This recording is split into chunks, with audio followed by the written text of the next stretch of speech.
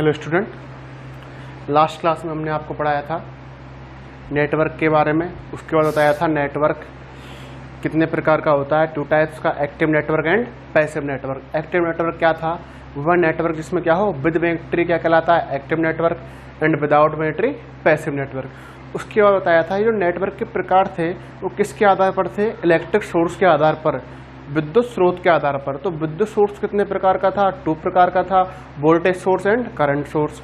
और voltage source भी कितने प्रकार का था, 2 प्रकार का, आदर्श voltage source and real voltage source, अर्थात वास्तविक वोल्टेज सोर्स अथवा आदर्श वोल्टेज सोर्स। उसी तरह से धारा सोर्स भी कितने प्रकार का था, 2 प्रकार का। क्या पहला क्या था हमारा, आदर्श धारा स्रोत, एवं दूसरा क्या था हमारा, वास्तविक धारा स्रोत। तो यहां तक हम कल लास्ट क्लास में पढ़ चुके हैं। उसके बाद हमने बताया था आप लोगों को, ये हम नेक्स्ट क्लास में बताएंगे, आर, एक्स और जेड, कि आर क्या होता है, एक्स क्या होता है, जेड क्या होता है। आर को आप लोग जानते हो, आर क्या होता है हमारा, रेजिस्टेंस। क्या होता है, रेजिस्टेंस, क्या बोलते हैं इसको, प्रतिरोध।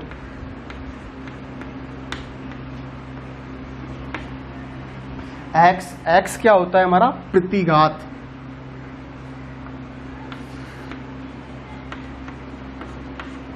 और जेड क्या होती है, प्रतिबाधा।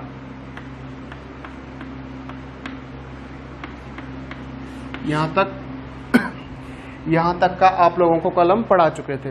लेकिन कल आपसे एक आता कि हम नेक्स्ट क्लास में आपको बताएंगे प्रतिरोध के बारे में, प्रतिघात के बारे में, प्रतिबाधा के बारे में। प्रतिरोध क्या होता है, प्रतिघात क्या होती है, प्रतिबाधा क्या होती है। तो आवेश प्रवाह के मार्ग में उत्पन्न बाधा ही क्या कहलाता है, प्रतिरोध कहलाता है, या प्रतिघात कहलाती है, या प्रतिबाधा कहलाती है। करंट फ्लो के मार्ग में जो बैरियर उत्पन्न होता है उसे क्या कहते हैं, हम प्रतिरोध कहते हैं, अथवा प्रतिघात कहते हैं, या प्रतिबाधा कहते हैं। तो आवेश प्रतिरोध, जो प्रतिरोध होती है वो वास्तविक राशि होती है। कैसा होता है ये, वास्तविक राशि। जो प्रतिरोध होगा वो क्या होगा हमारा, वास्तविक राशि। और प्रतिघात एक इमेजिनरी राशि होती है, काल्पनिक राशि होती है। प्रतिरोध रियल क्वांटिटी एंड प्रतिघात क्या होगा हमारा, इमेजिनरी क्वांटिटी। और प्रतिबाधा क्या होती है, प्रतिरोध और प्रतिघात का सम्मिश्र रूप या संयुक्त रूप ही प्रतिबाधा कहलाता है। तो ये प्रतिरोध है। प्रतिरोध क्या है हमारा, वास्तविक क्वांटिटी। कैसी है, रियल क्वांटिटी। और प्रतिघात कैसी है, इमेजिनरी क्वांटिटी। तो इसके लिए से क्या लिखा हमने, आयोटा। तो प्रतिरोध और प्रतिघात का संयुक्त रूप या सम्मिश्र रूप ही क्या कहलाता है, प्रतिबाधा। प्रतिबाधा। आर क्या हो गया हमारा, वास्तविक राशि। आर क्या है, वास्तविक राशि। एक्स क्या है, काल्पनिक राशि, काल्पनिक राशि, इमेजिनरी पॉइंट। और जेड क्या होगी हमारा, प्रतिबाधा, अर्थात प्रतिरोध और प्रतिघात का संयुक्त रूप। प्रतिरोध और प्रतिघात का संयुक्त रूप या सम्मिश्र रूप क्या कहलाती है, प्रतिबाधा कहलाता है। प्रतिबाधा, प्रतिरोध क्या होगा, आवेश प्रवाह के मार्ग में उत्पन्न बाधा, अर्थात करंट फ्लो। ये करंट फ्लो हो रहा है हमारा, लेकिन ये क्या लगा दिया हमने, रेजिस्टेंस। तो करंट फ्लो के मार्ग में क्या हो गई, ये बैरियर आ गया। क्या आ गया हमारा, बैरियर आ गया। अर्थात क्या आ गया, बाधा आ गई या रुकावट आ गई। तो वो क्या कहलाते हैं हमारे, प्रतिरोध कहलाते हैं। क्या कहलाएंगे, प्रतिरोध। और प्रतिघात के भी क्या होगा, प्रतिघात भी क्या होगा, करंट फ्लो, अर्थात आवेश प्रवाह के मार्ग में उत्पन्न बाधा भी क्या होगा, प्रतिघात। प्रतिबाधा क्या होगी, प्रतिघात और प्रतिरोध का संयुक्त रूप क्या कहलाएगी? प्रतिबाधा। ये जो प्रतिघात है ये दो प्रकार का होता है। पहला होता है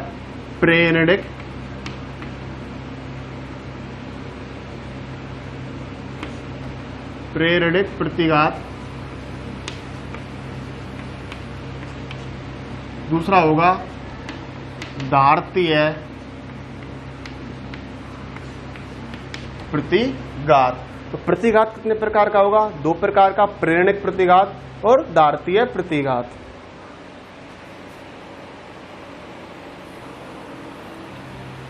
तो क्या बताया हमने कि प्रतिबाधा क्या होगी? प्रतिरोध व प्रतिघात का सम्मिश्र रूप क्या कहलाएगा? प्रतिबाधा। और प्रतिघात कितने प्रकार का होता है? दो प्रकार का। पहला होगा प्रेरणिक प्रतिघात,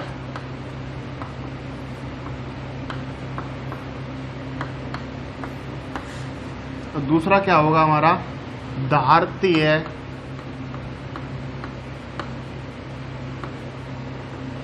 प्रतिघात। ठीक है। तो प्रतिघात क्या था? आवेश प्रवाह के मार्ग में उत्पन्न बाधा, अर्थात चार्ज फ्लो के मार्ग में उत्पन्न बैरियर ही क्या कहलाएगा? हमारा प्रतिघात। या आवेश प्रवाह के मार्ग में उत्पन्न बाधा ही क्या कहलाती है? हमारी प्रतिरोध। और प्रतिरोध व प्रतिघात का सम्मिश्र रूप क्या कहलाती है? प्रतिबाधा। तो प्रतिघात कितने प्रकार का होता है? दो प्रकार का। पहला क्या बताया? प्रेरणिक प्रतिघात। दूसरा क्या बताया? धारतीय प्रतिघात। प्रेरणिक प्रतिघात कब होगा? जब परिपथ में क्या लगा हो? कुंडली। क्या लगी हो परिपथ में? कुंडली। परिपथ में क्या लगी हो? कुंडली। और धारतीय प्रतिघात कब होगा? धारतीय प्रतिघात कब होगा? जब परिपथ में क्या लगा हो? संधारित्र। अर्थात जब कोई परिपथ है उसके अंदर कुंडली लगी हो तो उससे जो आवेश प्रवाह के मार्ग में जो बाधा उत्पन्न होगी उसे कहेंगे प्रेरणिक प्रतिघात। या जब परिपथ के अंदर कोई संधारित्र लगा हुआ हो तो उससे आवेश प्रवाह के मार्ग में उत्पन्न बाधा या उत्पन्न रुकावट क्या कहलाएगी? धारतीय प्रतिघात। प्रेरणिक प्रतिघात को XL से निरूपित करते हैं और धारतीय प्रतिघात को XC से निरूपित करते हैं। तो XL क्या हुआ हमारा? प्रेरणिक प्रतिघात। और XC क्या हुआ? धारतीय प्रतिघात। और प्रतिघात कैसी राशि होती है? काल्पनिक राशि अर्थात इमेजिनरी क्वांटिटी। और प्रतिरोध कैसी राशि होती है? रेजिस्टेंस कैसी राशि होती है? रियल क्वांटिटी अर्थात वास्तविक राशि। और प्रतिबाधा क्या कहलाती है? प्रतिरोध और प्रतिघात का सम्मिश्र रूप अर्थात Z बराबर क्या होगा? R plus iota X। और आयोटा क्या शो कर रहा है कि ये जो X है ये कैसी है? हमारी इमेजिनरी क्वांटिटी अर्थात काल्पनिक राशि। तो XL बराबर आपने पढ़ा होगा 12th क्लास में, XL बराबर क्या होता है? Iota omega L। व XC बराबर क्या होता है? 1 upon iota omega C। XL और XC। XL कुंडली क्या करती है परिपथ के अंदर? संधारित्र क्या करता है परिपथ के अंदर? यदि हम कहें धारा, क्या कहें? विद्युत धारा या करंट। या करंट को क्या करना है हमको? करंट को नियंत्रण करना है अर्थात धारा का मान हमें नियंत्रित करना है। तो धारा को नियंत्रित कौन करती है? हमारी कुंडली।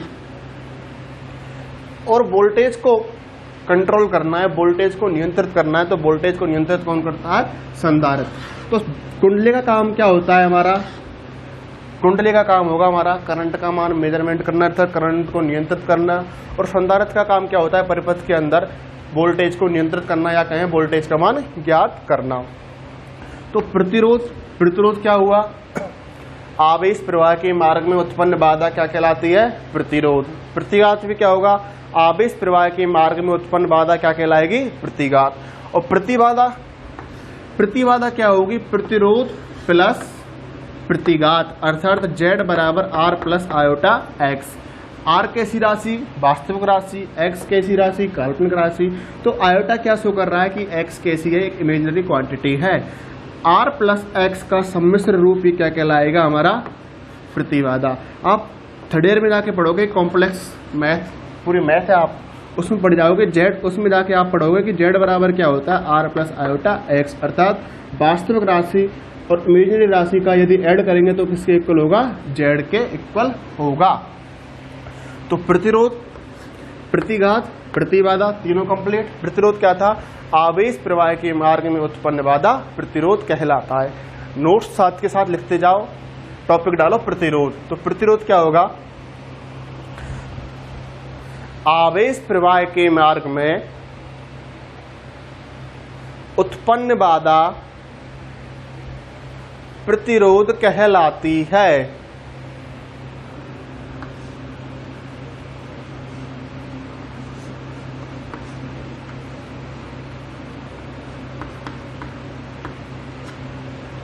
इसे R से निरूपित करते हैं। अगला डालो प्रतिघात।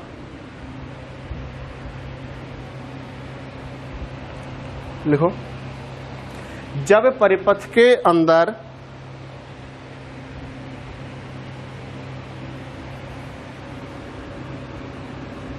कुंडली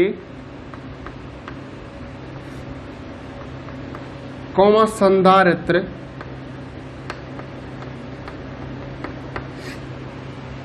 उपस्थित हो तो आवेश प्रवाह के मार्ग में उत्पन्न बाधा प्रतिघात कहलाती है। इसे X से निरूपित करते हैं। तो डायग्राम बनाए, डायग्राम क्या बनेगा,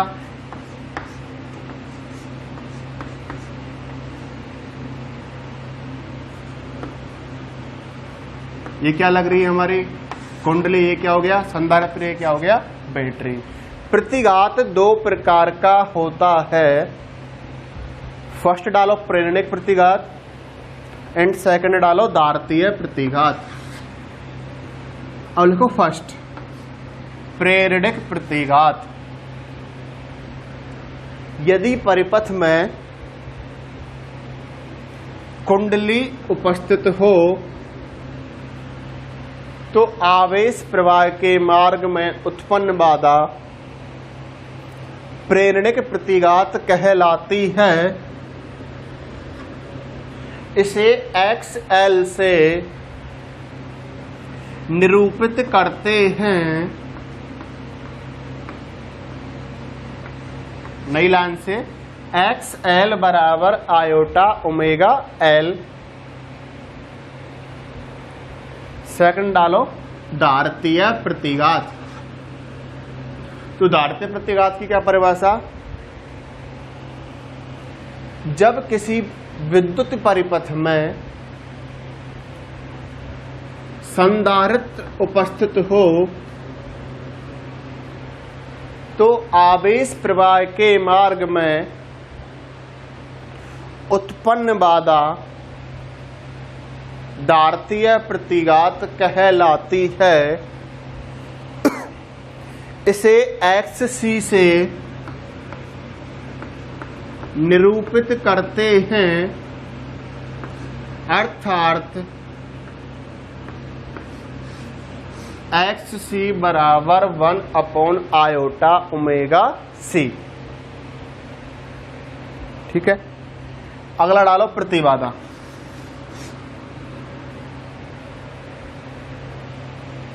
प्रतिरोध व प्रतिघात का सम्मिश्र रूप प्रतिबाधा कहलाती है, अर्थात डायग्राम बनाओ।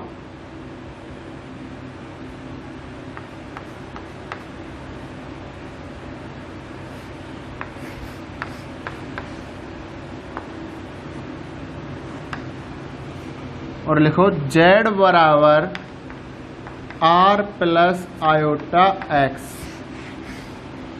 ठीक है, प्रतिरोध हो गया, प्रतिघात हो गया, प्रतिबाधा हो गई। प्रतिरोध कैसी राशि है?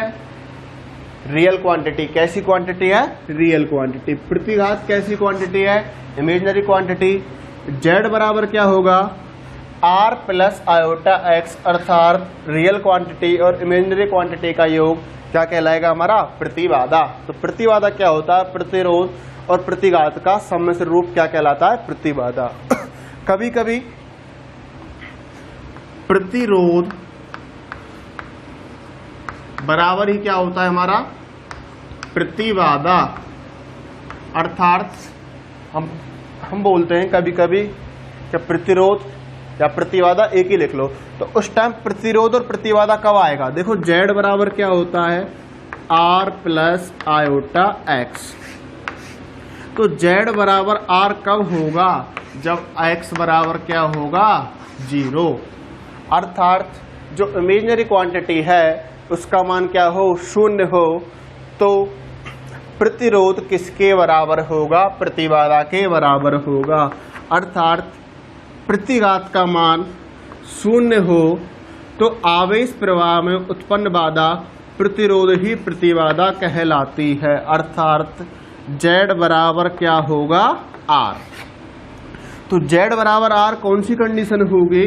जब x बराबर क्या हो? 0, अर्थात प्रतिघात क्या हो? 0। नेक्स्ट टॉपिक डालो, प्रवेश्यता।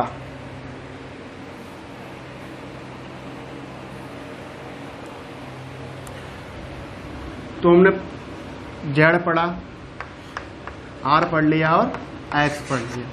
नेक्स्ट है हमारा y। तो y क्या होता है? हमारा प्रवेश्यता। प्रतिरोध जान चुके हो, प्रतिघात जान चुके हो, प्रतिबाधा जान चुके हो। तो प्रवेश्यता क्या होता है? प्रतिरोध प्रतिबाधा का व्युत्क्रम।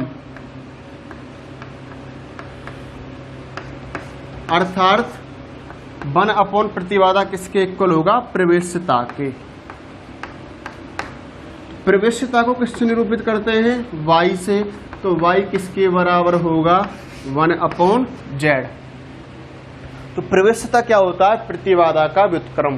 अर्थात प्रवेश्यता प्रतिबाधा फलन का क्या होगा? व्युत्क्रम होगा। तो y बराबर क्या होगा? 1/z। तो प्रवेश्यता को किससे निरूपित करते हैं? y से। तो y किसके बराबर होगा? 1/z। r हो चुका, x और x के बाद क्या बताया? z, और z के बाद क्या बताया? y। r क्या है? Real quantity. कैसी quantity? Real quantity. Charge flow के मार्ग में उत्पन्न बैरियर क्या कहलाएगा? हमारा प्रतिरोध। x भी क्या है? हमारा बैरियर ही है, चार्ज फ्लो के मार्ग में उत्पन्न बैरियर।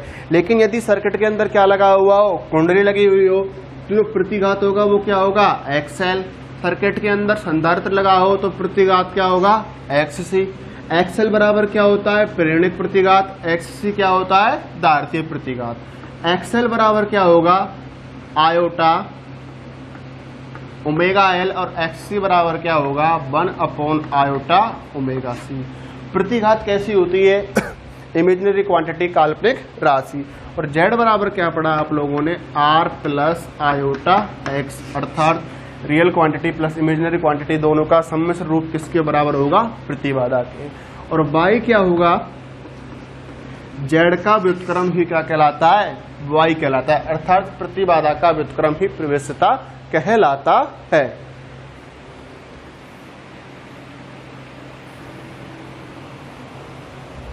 नेक्स्ट टॉपिक है हमारा शाखा या ब्रांच।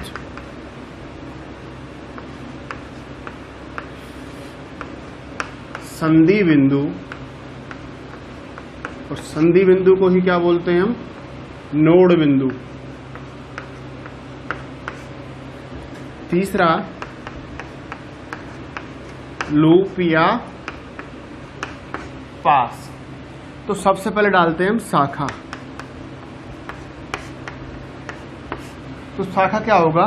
नेटवर्क का वह भाग जिसके अंतर्गत धारा का विभाजन नहीं होता हो, अर्थात करंट का मान कांस्टेंट रहता हो, धारा का मान नियत रहता हो, क्या कहलाएगा? शाखा। तो शाखा क्या होगा? नेटवर्क का वह भाग जिसके अंतर्गत धारा का मान परिवर्तित नहीं होता हो, अर्थात धारा का मान विभाजित नहीं होता हो, शाखा कहलाता है।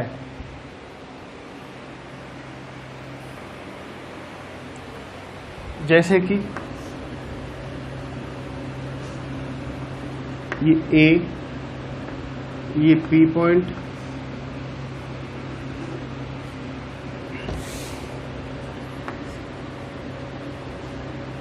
ये पी पॉइंट और ये बी पॉइंट और ये सी पॉइंट।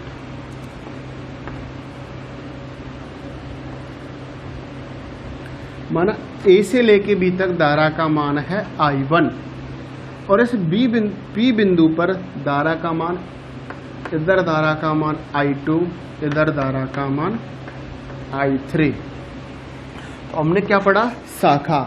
शाखा क्या होगा? किसी नेटवर्क का अर्थात किसी जाल का या किसी परिपथ का वह भाग जिसके अंतर्गत धारा का मान नियत रहता है, अर्थात धारा का मान परिवर्तित नहीं होता है, धारा के मान में कोई चेंज नहीं होता है, शाखा कहलाता है। तो देखो ए से लेके ए से पी धारा का मान कितना है? I1। पी से सी धारा का मान कितना है? I2। और P से B धारा का मान कितना है? I3। तो A से P तक धारा के मान में कोई परिवर्तन हुआ नहीं हुआ, अर्थात AP एक शाखा है। P से लेके B तक धारा का मान कितना है? I3। तो P से लेके B तक धारा के मान में कोई परिवर्तन हुआ नहीं, अर्थात PB एक शाखा है। P से लेकर C तक धारा के मान में कोई परिवर्तन हुआ क्या? नहीं। जितना मान P बिंदु पर यहाँ है उतना ही मान कहाँ पहुंचा? हमारा C तक। अर्थात P बिंदु से जितने मान की धारा प्रवाहित हुई C बिंदु पर उतने ही मान की धारा पहुंची। धारा का मान कितना है? I2। धारा के मान में कोई परिवर्तन नहीं है। तो PCB एक क्या है? शाखा। अब मैं आप लोगों से कहूँ APB, बताओ APB एक शाखा है क्या? तो देखो A से P तक धारा का मान I1 और P से B तक धारा का मान I3, अर्थात APB के अंतर्गत धारा का मान एक बार I1 उसके बाद I3। धारा के मान में क्या हो रहा है? परिवर्तन हो रहा है। धारा के मान में क्या हो रहा है? चेंज हो रहा है। धारा का मान क्या हो रहा है? विभाजित हो रहा है, अर्थात APB शाखा नहीं है। अगला पढ़ा, अगला टॉपिक है हमारा संधि बिंदु। क्या पढ़ते हैं? संधि बिंदु अथवा नोड बिंदु। तो संधि बिंदु क्या होगा? किसी नेटवर्क का, किसी परिपथ का वह भाग या वह बिंदु जहां कम से कम दो शाखाएं आकर मिलती हैं, संधि बिंदु, नोड बिंदु या जंक्शन पॉइंट कहलाता है। तो संधि बिंदु क्या होगा? किसी नेटवर्क का वह भाग जहां कम से कम कितनी शाखा हो? दो, कम से कम दो या दो से अधिक शाखाएं आकर मिलती हैं, संधि बिंदु या नोड बिंदु या जंक्शन पॉइंट कहलाता है। तो देखो A से P, AP क्या है? एक शाखा। PB क्या है? एक शाखा। PC क्या है? एक शाखा। तो P बिंदु क्या कहलाएगा? हमारा संधि बिंदु कहलाएगा। नेक्स्ट डायग्राम देखो।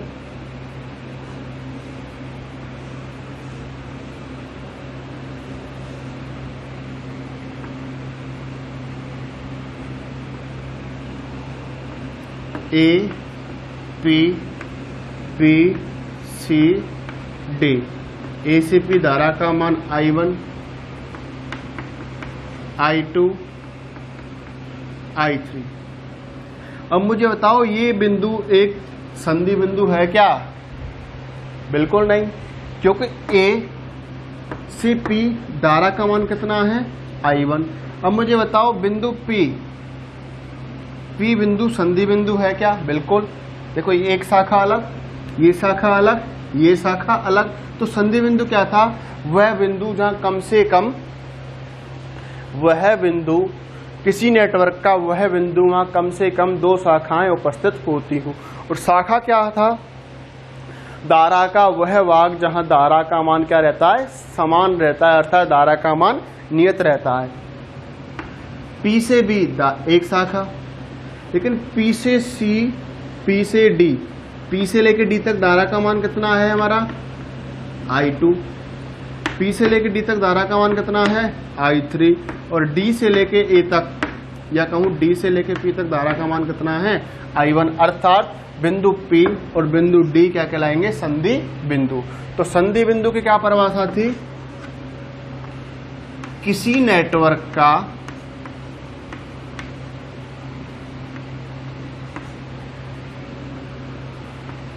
नेटवर्क का वह भाग जहां धारा का मान नियत रहता हो। ये तो क्या हो गया हमारा? शाखा। शाखा क्या हो गई? किसी नेटवर्क का वह भाग जिसके अंतर्गत धारा का मान नियत रहता हो, अर्थात धारा के मान में कोई परिवर्तन नहीं हो, धारा के मान का विभाजन नहीं होता हो, क्या कहलाती है? शाखा। संधि बिंदु क्या होगा? किसी नेटवर्क या जाल या परिपथ का वह बिंदु जहां कम से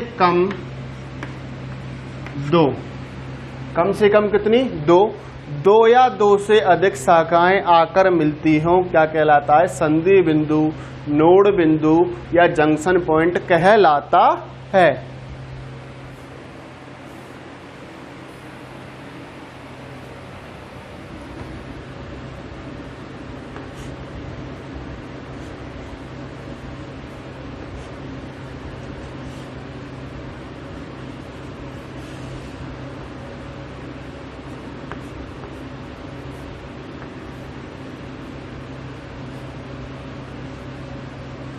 देखो A, B, C, D, E, R1, R2, R3।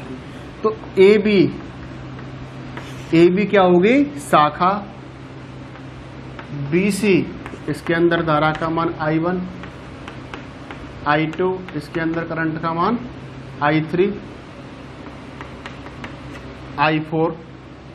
AB क्या हो गई? एक शाखा, क्योंकि AB के अंतर्गत धारा का मान कैसा है? कांस्टेंट। BC क्या हो गई? एक शाखा। CD क्या हो गई? एक शाखा। CD, DE, देखो C से लेके D तक मान करंट का मान कितना है? I4। लेकिन C से लेके E तक भी करंट का मान कितना है? I4। कितना? I4। तो C से लेके E तक पूरी क्या हो गई? एक शाखा। ऐसा नहीं कि CD अलग शाखा हो, D अलग शाखा हो, C से लेकर E पूरी क्या होगी? एक अलग शाखा। BE क्या हो गई? शाखा। और इसके अंतर्गत आ गया हमारा, और ये हो गया हमारा। तो AB, BC, C से लेके E तक, B से लेके E तक, ये क्या हो गई? शाखा। और संधि बिंदु क्या था? वह बिंदु जहां कम से कम 2 शाखाएं आकर उपस्थित होती हो। देखो B पॉइंट क्या हो गया? संधि बिंदु। C पॉइंट क्या हो गया? संधि बिंदु। E पॉइंट क्या हो गया? संधि बिंदु। उसके बाद बताया था हमने लूप या पास ओरिएंटेड। लूप या पास को हम नेक्स्ट लेक्चर में कंप्लीट करते हैं, नेक्स्ट क्लास में कल कंप्लीट करेंगे।